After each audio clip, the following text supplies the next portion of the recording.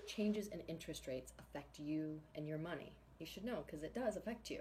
And there's things that you can do when you hear rates are going up. So, first of all, the Fed funds rate. We heard just yesterday that the Fed funds rate was left unchanged. What does that mean? I mean, Google what the Fed funds rate is. I don't have to get into it in this video, but what does it mean to you? So when the funds rate goes up, credit card rates can change.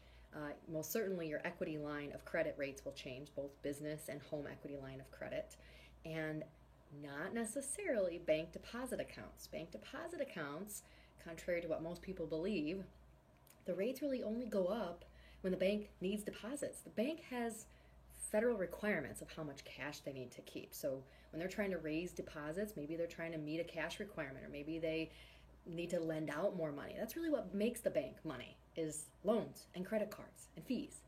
So if you've ever been in that situation where, you have a large deposit account, you're like, why am I getting this fee? I have so much money in this bank. You may actually be costing them money if all you have is a deposit account.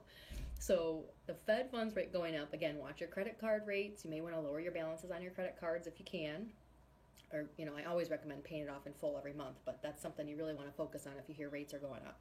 And your equity line of credit, start paying some more principal down on that because your rate will go up, the more rates will go up. And then deposit accounts, if you really want to get an advantage at a bank, try to get your deposit accounts where you have credit cards and where you have your mortgage and things like that. Maybe you might get better treatment from the bank on that. But also interest rates affects bonds if you're invested in bonds.